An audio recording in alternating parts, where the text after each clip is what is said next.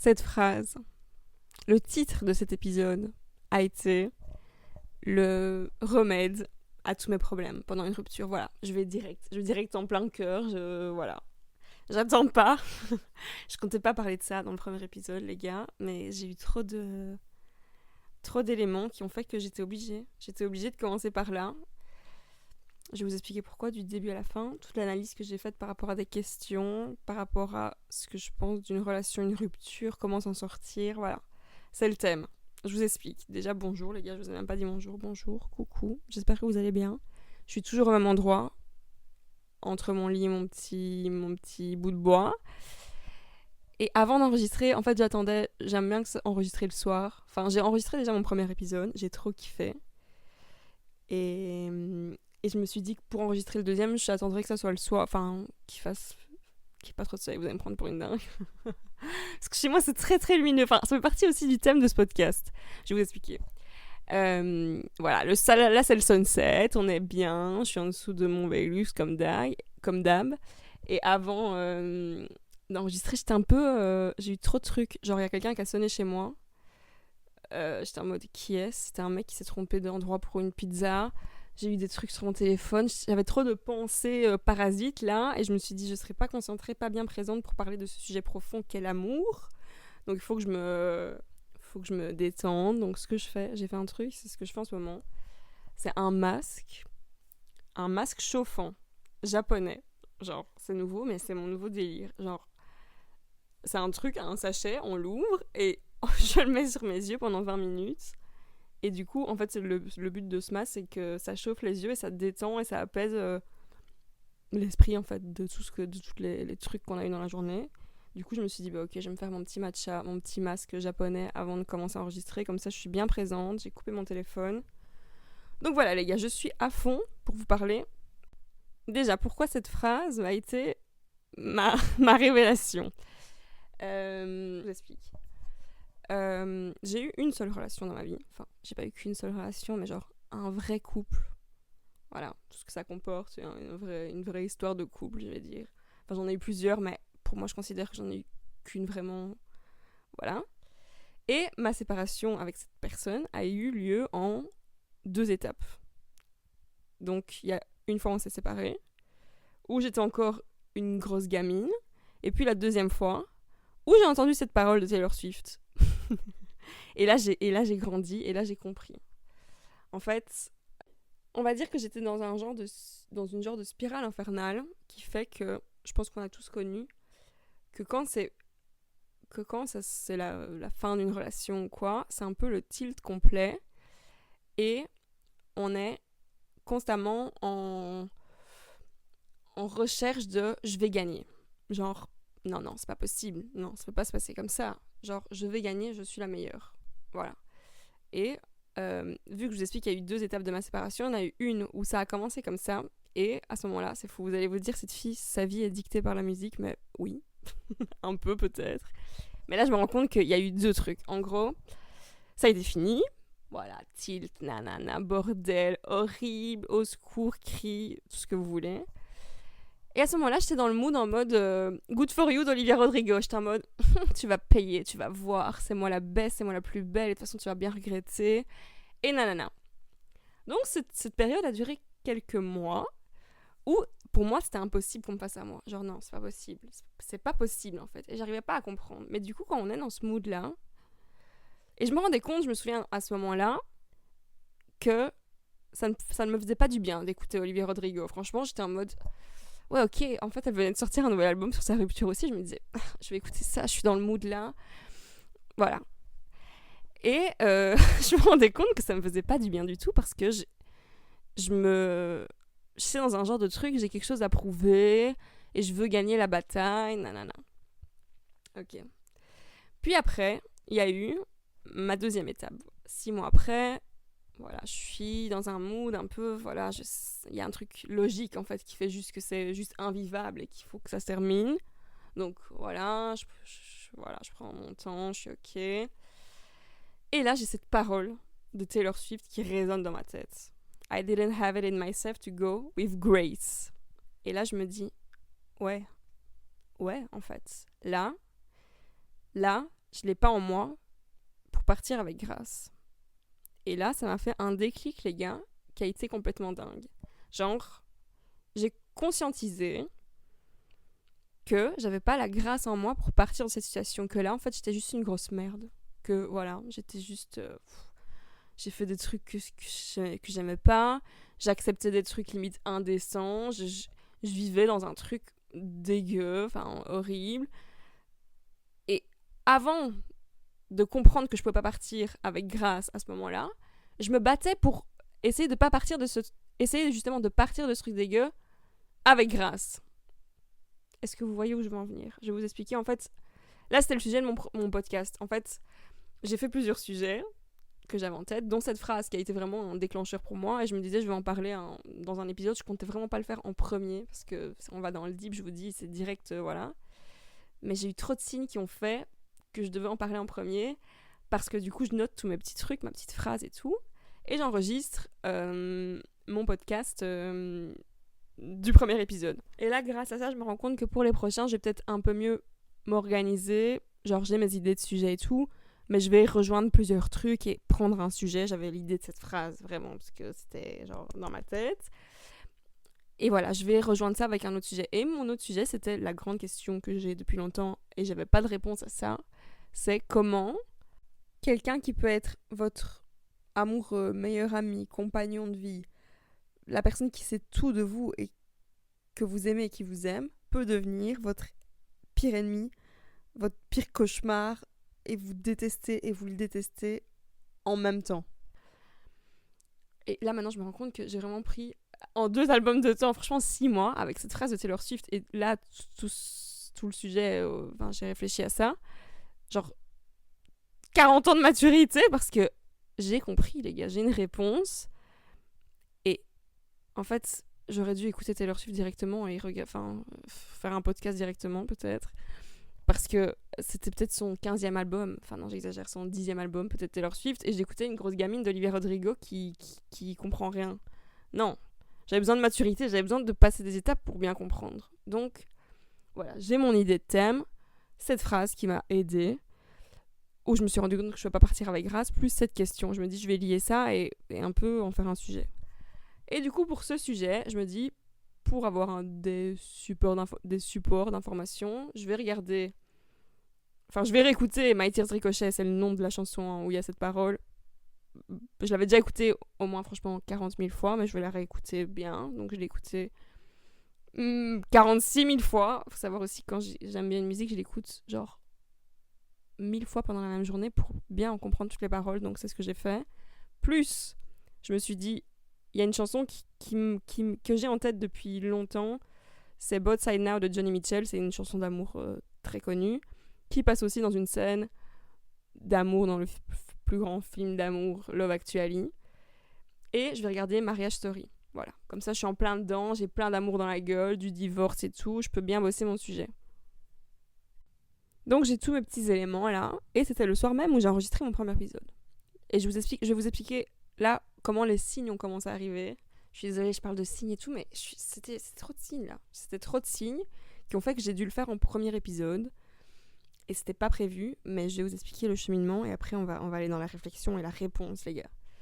Donc là, ok, j'ai enregistré mon premier épisode, je suis trop contente, j'ai mon autre thème, j'ai tous mes thèmes, dont celui-là qui est dans mes notes et je pense à ça.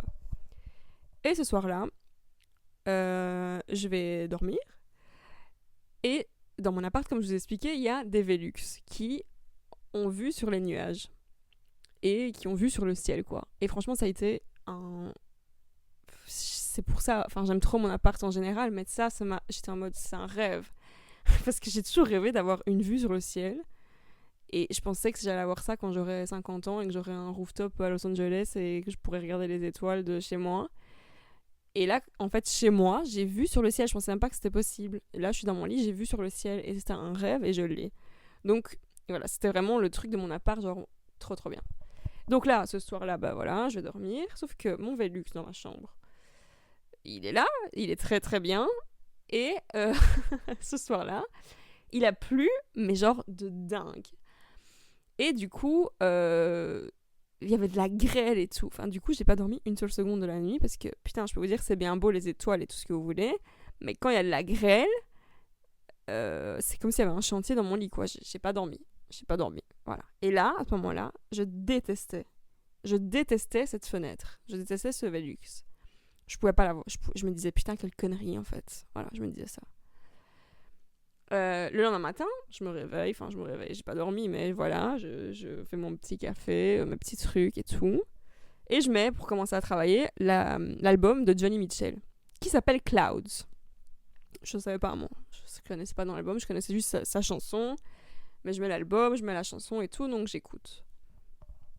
Ok, donc là, je commence à m'intéresser à la chanson. Elle parle des nuages dans la chanson, je vous explique après. J'explique juste tous les signes, après je vais tout analyser et tout vous expliquer.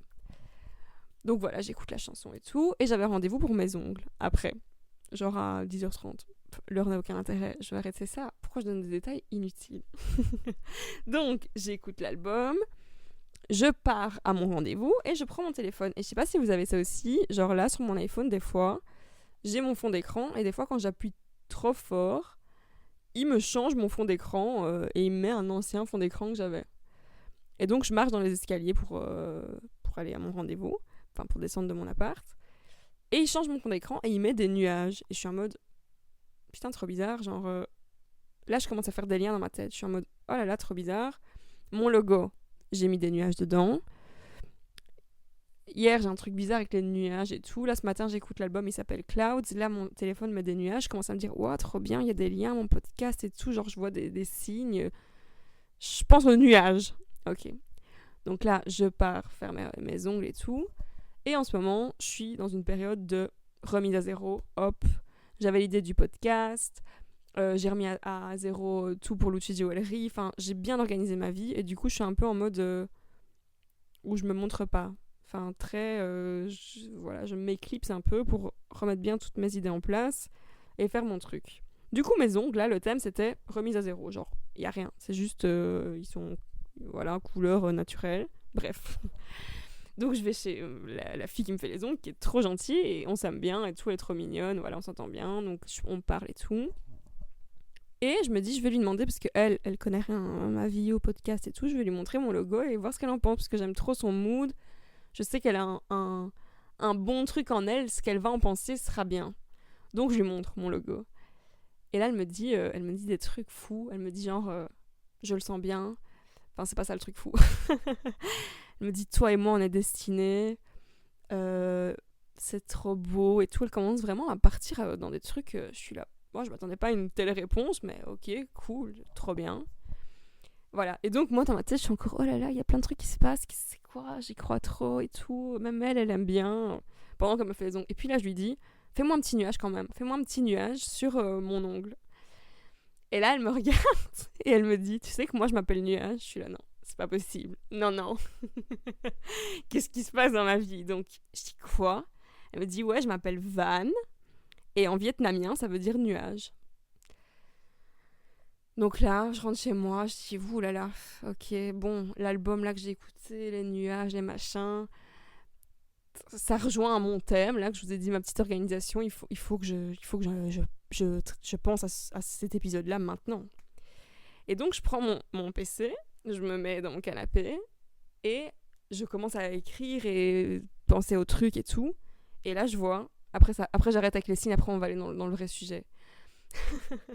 Et là, je vois qu'elle a fait mes ongles, du coup, et qu'il y a une main où elle a mis la dernière couche, le brillant, et l'autre main où elle l'a oublié. Et je suis là, oh merde, première action. Et après, je me dis, et là, tout dans ma tête se rejoint, et je suis en mode, ah là là, mais en fait, c'est pour ça que je t'aime, Van. C'est pour ça que je t'aime, parce que t'as fait une erreur, là. Et t'es pas parfaite, t'es juste un humain, un nuage. Et c'est pour ça que je t'aime, en fait. Vraiment. Et à la base, j'aurais peut-être pas pensé à ça, mais là, je me suis dit, voilà, je vais même pas aller lui demander, parce que c'est à côté de chez moi, je pourrais très bien, on s'entend bien, elle me l'aurait mis en 2 secondes. Je me suis dit, non, là, on est sur le thème de mon épisode. Amour-haine, pourquoi, les nuages, la chanson, comment j'ai compris qu'on pouvait pas partir avec grâce, voilà. Donc là, je me suis dit, ok, je vais parler de ça, c'est le moment. Ça va devenir intéressant, je vais vous expliquer tout ce que j'ai pensé. On va commencer par mon expérience personnelle. Pourquoi cette phrase a changé ma vie ? En fait, j'étais à un moment, je vous dis, un peu de compétition, de je veux partir en gagnant la compète. Et en même temps, j'aime cette personne, malgré tout ce qu'elle me fait. Genre, je l'aimais à fond, malgré tout ce qu'il me faisait. Et pour moi, c'était fou, en fait. C'est la première fois que ça m'arrivait, clairement, d'aimer quelqu'un comme ça, malgré tout le mal qu'il me faisait, en fait. Et je l'aimais quand même. Et du coup, c'était très dur parce que ce moment-là, tu te dis, mais ok. Et en fait, cette phrase, elle a résonné en moi parce que je me suis dit, ok, si je peux lui l'aimer autant alors que je vois le mal qu'il me fait, moi aussi, je peux m'aimer malgré ce moment où je suis une merde et que j'ai pas de grâce pour partir. Et c'est grâce au fait que je le vois, que je l'aimais lui et que lui m'aimait sûrement aussi entièrement. Et que j'ai vu ce truc un peu entre nous et que je me suis dit, ok, si je suis capable d'aimer quelqu'un pour tout ce qu'il est comme ça, et si lui est capable aussi de m'aimer pour tout ce que je suis, là actuellement, tout ce que je peux faire, c'est accepter cet état de disgrâce, clairement, en mode, je sais pas si c'est ça le bon mot, je sais pas, en mode où je suis juste nulle en fait, parce que je suis nulle et il faut que je l'accepte pour avancer. Et c'est quand j'ai commencé à comprendre ça, et c'est grâce à ça, c'est grâce à cette rupture et cette relation que je l'ai compris, que je me suis dit, ok, en fait, ouais, c'est ça, en fait. Je vais pas répéter, là j'ai envie de répéter pour bien faire comprendre, mais ouais, c'était juste ça. Donc, je continue avec tous les trucs que j'ai regardés et ce que j'en comprends. Dans la chanson de Johnny Mitchell, elle parle au début des nuages. Et elle dit qu'un nuage, en fait, au début, elle l'aime bien, c'est trop mignon, il est beau dans le ciel et tout. Et après, un beau jour, ce nuage, il se met au milieu de sa route et il obstrue sa voie et il pleut et il y a de l'orage. Et après, elle déteste ce nuage.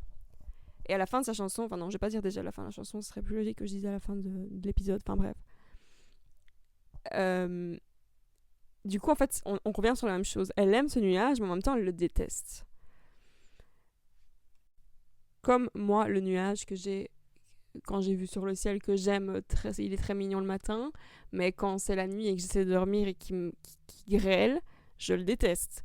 Ou comme quand j'étais avec la personne avec qui j'étais, quand je l'ai rencontré, c'était un beau petit nuage tout gentil et tout moelleux.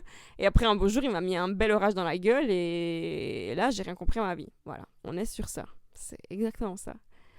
Et du coup, quand on comprend ça, en fait, un nuage, il est entier. À tout moment, tu peux l'aimer ou le détester. Et si tu essayes d'être tout le temps le nuage gentil et mignon, tu t'en sors jamais. Tu es dans une compétition constante avec toi-même et les autres, en fait. Et je pense qu'on a tous eu ça à un moment donné de sa vie. C'est genre, ils vont voir, de toute façon. Et je parle pas que de relations amoureuses, hein, genre, ça peut être de tout. Moi, je pourrais citer ça pour des trucs quand j'étais jeune, on se foutait de moi, ou... Et je me disais, ils vont voir quand je serai une star et quand je serai riche et trop belle, ils vont tous voir. Vous voyez ce sentiment de recherche constante de grâce. En fait, la grâce n'arrive jamais, simplement. La grâce, elle arrive juste jamais. Elle arrive des fois, mais il y a aussi des fois où il y aura des moments de... Je sais pas si c'est disgrâce le bon mot. Attendez, je vais aller voir. C'est bon, je peux utiliser ce mot, c'est disgrâce. Ou honte aussi. Du coup, des fois, les moments-là sont inévitables parce qu'en fait, un nuage égale toi, égale moi, égale juste un être entier.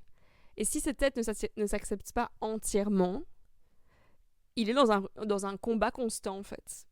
Et ce combat constant, je dis pas on peut vivre comme ça, moi j'ai vécu comme ça pendant des années, et on vit très bien, enfin on vit, et voilà. Mais du coup, on est complètement, totalement insatisfait et complètement un peu dans un truc où ça s'arrête jamais. Et juste là, je vous dis, il y a eu ça par rapport à ma séparation avec lui, mais je pense que j'ai compris beaucoup de choses grâce à ça. Je vais vous parler du film Marriage Story maintenant parce que je peux faire beaucoup de liens avec ça et aussi la chanson et la scène de Love Actually, je vous explique tout. Bon, le film Marriage Story, je sais pas si vous l'avez vu, mais au début, en fait, ça commence, il y a Scarlett Johansson et Adam Driver, je sais plus comment il s'appelle dans le film, bref. Voilà, ils ont été mariés, ils ont un enfant, ils ont vécu une vie. Et on est chez le psychologue, enfin la scène c'est comme ça que ça commence, je pense, ils sont chez le psy, et chacun doit écrire une lettre sur l'autre. Et le psy demande à Scarlett Johansson de lire la lettre qu'elle a écrite sur son mari. Et elle est en mode, non, je la lis pas, en fait, j'aime pas ce que j'écris, non, j'aime pas, non, je vais pas le lire, en fait, je le pense pas. Du coup, ça commence comme ça. Et après, on part dans tout le film où on est sur tout le divorce, toute la séparation, tout le chaos, là. Sur la bataille, sur le combat. Le combat commence, en fait. Parce qu'ils commencent à se détester, ils commencent à se battre. Elle prend un avocat, il prend un avocat aussi. Enfin, ça part vraiment dans un truc... C'est vraiment ça, le combat et ce truc de qui va gagner. Qui va réussir à avoir le dernier mot. Genre, c'est ça. Sauf que pendant tout, le film, je l'ai vu là, hier, et je peux vous dire que... Là, j'en parle avec du recul, mais voilà, c'est horrible. Enfin, il est super triste et beau en même temps. Mais il y a plein de scènes qui montrent que pendant qu'ils sont en train de se détester, se haïr, ils ont des trucs, ils se connaissent trop, ils s'aiment quand même, ils ont des regards où, ok, elle est en train de me faire ça, mais je l'aime, et ok, il me fait ça, mais je l'aime quand même, c'est lui, c'est elle.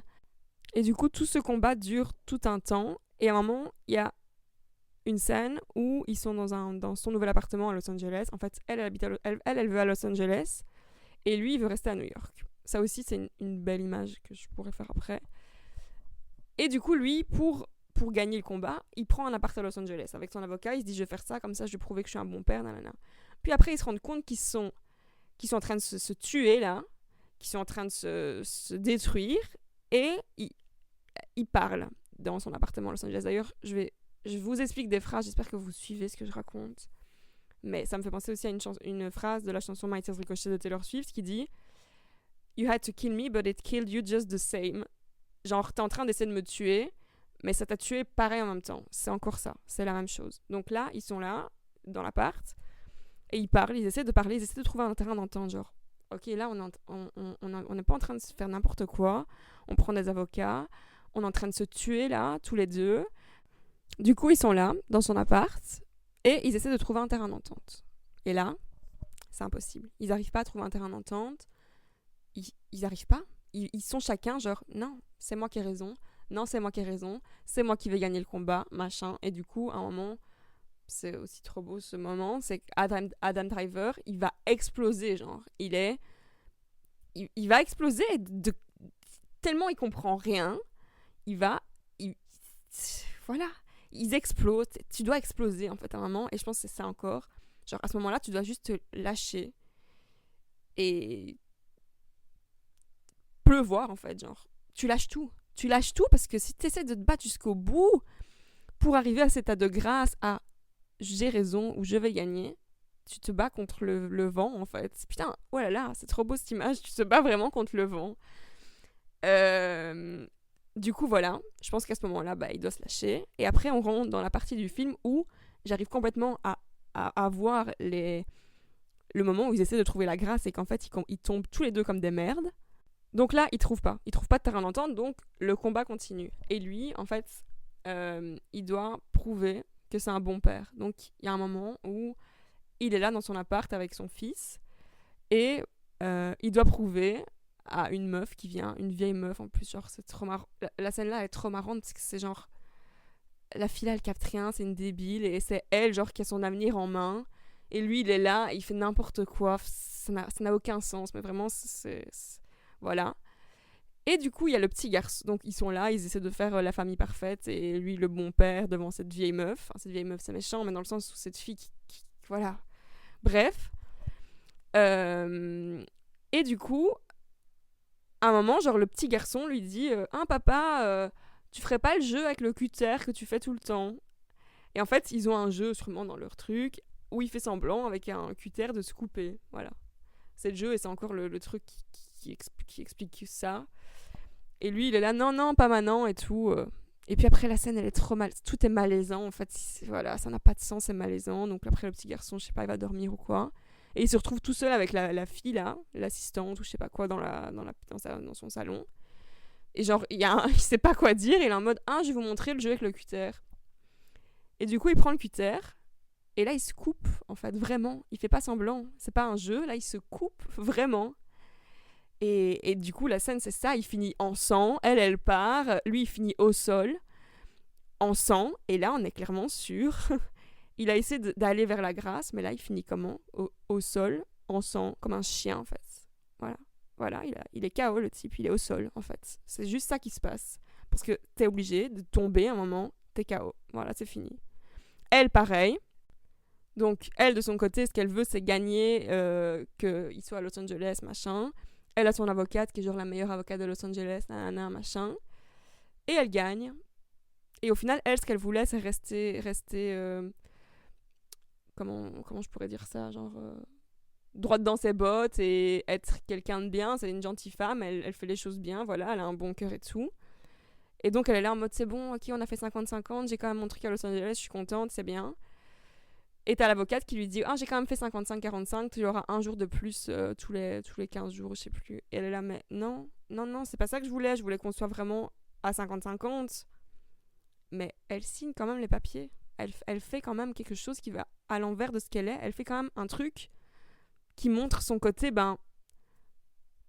je sais pas dire le mot vicieux, parce que je pense pas que c'est le mot, mais genre, elle fait un truc qui craint, là. Là, elle fait un truc qu'elle voulait pas faire au début, elle le fait quand même, voilà. Elle finit pas en grâce, elle finit en faisant un truc nul, voilà.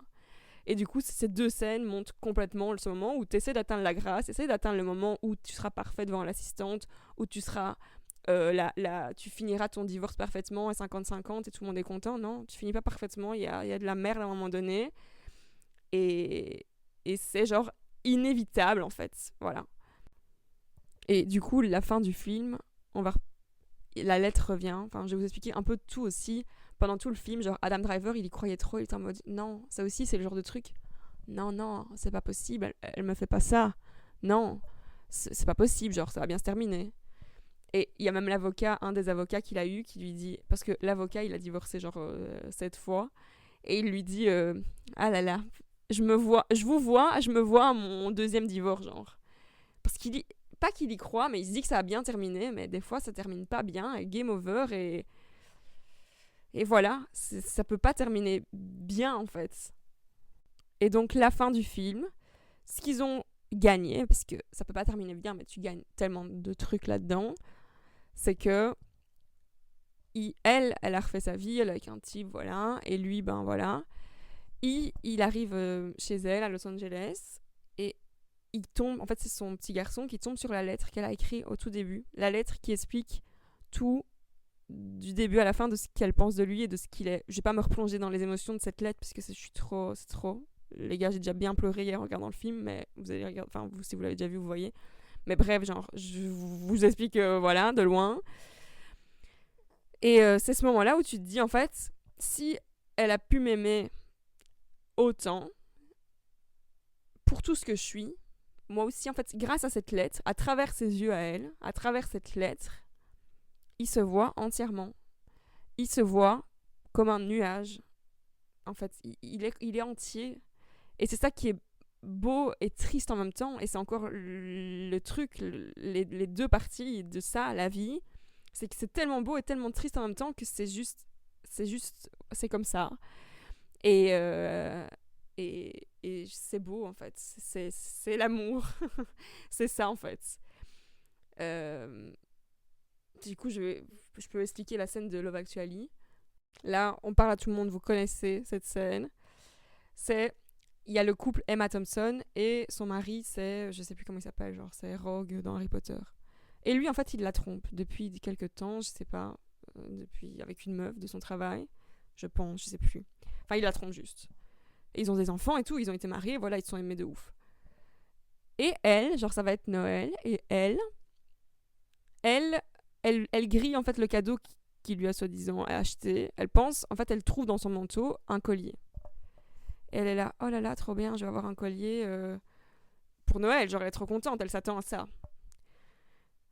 Et c'est le moment de Noël, cette scène elle est encore tellement triste, vous voyez c'est quoi. Et là elle ouvre son cadeau et c'est pas du tout le collier, c'est le single de Johnny Mitchell qui est Both Sides Now, la chanson. Et là, elle est super triste, c'est horrible, elle va dans la chambre, elle pleure, et donc elle se rend compte qu'il la trompe et que voilà. Et en fait, il la trompe. Ouais, mais il lui offre quand même ce cadeau parce qu'il la connaît par cœur, il lui offre cette chanson qu'elle connaît et qu'elle aime. Et du coup, il l'aime aussi, parce qu'il dit genre un truc, c'est ma femme, t'es la meilleure, un truc du genre. Et s'il lui offre ce cadeau, c'est parce qu'il la connaît parfaitement, et s'il la trompe, c'est aussi parce qu'il la connaît parfaitement. Et c'est ça qui est... Et c'est encore ça, encore le nuage, encore cette chanson de Johnny Mitchell, où quand tu vis quelque chose, t'es obligé d'être aimé, détesté à un moment donné pour ce que t'es juste. Pour ce que t'es juste, en fait. Et je pense que si on parle de rupture ou de tout, là, les ruptures, en fait, c'est ce qui te met vraiment en face de ça, parce que t'es tellement amoureux ou t'as tellement d'amour que tu vois ça à fond. Mais ça peut être pour toute la vie. Je pense que à un moment, il faut juste... On va essayer de passer de l'étape Olivia Rodrigo à directement Taylor Swift après 10 ruptures, ou des gens ou l'avocat qui a divorcé 10 fois, et comme ça, voilà, on gagne du temps. Mais je pense qu'il faut... À un moment, la logique, elle revient, et c'est techniquement impossible des fois de continuer, parce que l'amour, il peut être là, mais si les deux personnes, elles, vont dans des endroits différents où elles ont des envies différentes, comme, encore une fois, on reprend Los Angeles et New York, s'il y en a un qui veut aller en Australie et l'autre qui veut aller à New York, ou tu te bats jusqu'au bout, genre non, on va aller en Australie, non, on va aller à New York, et tu perds blindé là-dedans, tu te fais du mal à fond, ou tu restes à Londres et t'es là un peu en mode on fait des compromis, mais bon, tout le monde est un peu déçu et qu'est-ce qu'on fout, c'est de la merde. Ou voilà, tu comprends ça avant et tu te dis juste bon les gars, là on veut aller dans des endroits différents, c'est pas possible, on va partir, on saura pas partir de là avec grâce. Attendez, mon téléphone sonne. Voilà, j'ai encore un mauvais réflexe de nouvelle podcasteuse. J'avais coupé le wifi et j'avais oublié qu'on pouvait m'appeler en fait dans cette vie, donc j'ai mis mon mode avion maintenant, on pourra plus m'appeler. Je continue et je pense que je vais faire la conclusion de ce que je pense par rapport à ça. Du coup, du fait qu'on puisse pas que c'est impossible d'atteindre l'état de grâce dans tout, dans des relations, dans vous-même, dans tout. Et si vous êtes en recherche constante de ça, et je vais revenir sur parler du nuage. En fait, un nuage, il se bat pas constamment pour être parfait tout le temps. Il essaye pas d'être juste un nuage mignon tout le temps. Il est juste un nuage et des fois, il peut craquer complet, il peut pleurer et il peut se lâcher, en fait. Et c'est ce qui fait qu'il est un nuage et qu'il est entier. Et moi, je l'ai compris grâce au fait que quelqu'un me voit et que j'ai vu quelqu'un entier. Je l'ai compris à ce moment-là, quand j'ai compris la phrase aussi Taylor Swift. Du coup, je me dis qu'il y a 3... En fait, là, par exemple, moi, j'aurais peut-être hésité à m'exprimer, là, à parler de ça, dans mon premier podcast. D'ailleurs, je comptais pas, je vous dis, en faire un premier épisode, mais après, avec tous les signes qu'il y a eu, je me suis dit, go. Parce que ça a souvent été ça, en fait, ce qui a posé des problèmes dans ma vie. C'est que j'ai souvent été triste à cause de... Purée, on m'aime pour ça, parce que je rentre dans des trucs deep. Des fois, les gens me disent, tu me mets face à des trucs auxquels j'aurais même pas pensé, c'est quoi ce bordel et tout. Mais du coup, je pense qu'on m'aime pour ça, et en même temps, on me déteste pour ça. Et ça m'a souvent rendu triste, parce que j'étais là, putain, je dois changer, peut-être que c'est trop, peut-être que machin. Mais en fait, là, je me rends compte juste que je suis juste un putain de nuage, et que je m'accepte juste entièrement. Donc, d'office, il y aura des gens qui vont aimer et peut-être d'autres détester, ou peut-être des gens qui vont un jour m'aimer et peut-être un moment me détester. Mais vu que moi maintenant j'accepte cette part de moi et que je ne peux plus la cacher parce que je suis comme ça, je peux pas, c'est impossible, je ne saurais pas en fait la cacher. En fait, si je voulais la cacher, alors quand je choisis ma maison, j'ai choisi d'avoir un Velux, j'ai choisi de ça. Moi je peux pas, en fait on peut mettre des gens, on peut couper les ponts avec des gens, mais on peut pas couper les ponts avec sa propre personne. Moi, je peux pas couper les ponts avec moi. Donc, ou je choisis cette maison, ou j'ai mon Velux, et des fois, où je suis moi, et des fois, je serai brillante, et des fois, je serai nulle, et voilà, et je suis entière. Ou je me mets dans une maison sans fenêtre. En fait, voilà. Là, j'ai choisi mon appart. Il y a un Velux, j'ai vu sur les nuages, et comme je vous ai dit, quand c'est magnifique, je suis trop heureuse, et quand il pleut, je suis deg. Mais je préfère tellement être dans cette maison avec cette fenêtre que être dans une maison sans fenêtre et me laisser crever en fait à petit feu parce que j'ose pas être entière, vous voyez. Pour moi, c'est ça la vie. Et à la fin de sa chanson, Julie Mitchell, elle dit « Je ne sais pas c'est quoi la vie. Je sais pas non plus c'est quoi la vie. Mais ce que je pense, c'est que c'est ça en fait. Je préfère 1000 fois vivre cette vie, vivre cet amour qu'a vécu aussi Adam Driver et Scarlett Johansson, vivre tous ces trucs. Là, je me dévoile complet en faisant un podcast, en parlant là. Mais je suis comme ça, je suis moi. Donc si je m'empêche d'être moi, en fait, je me laisse crever dans une pièce.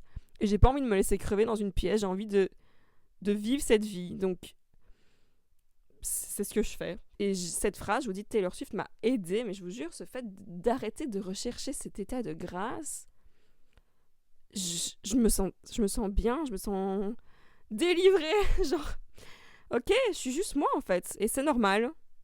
Et je peux me laisser flotter et vivre cette vie et aller là où je veux.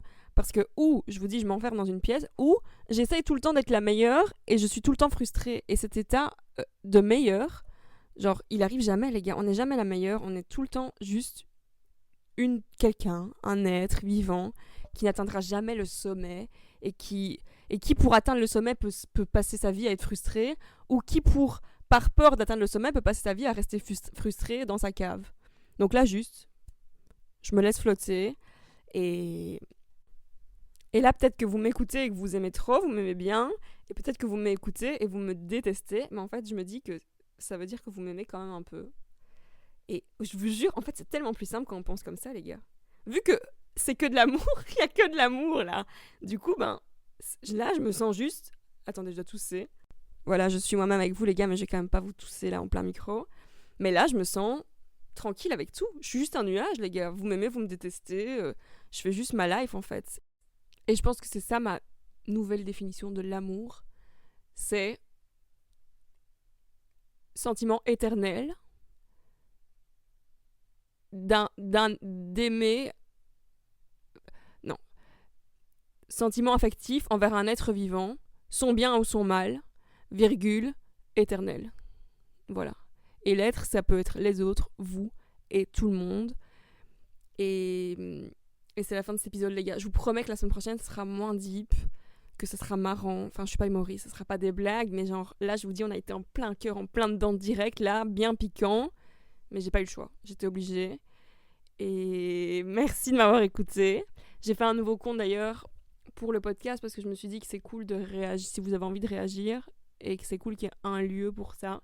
Donc à l'Instagram, c'est Good Morning Bruxelles. J'ai aussi toujours mon Insta, enfin j'ai toujours ma marque de bijoux, c'est lucci.jewelry, mon site luccijewelry.com et toujours 15% pour ceux qui écoutent ce podcast avec le code goodmorning15.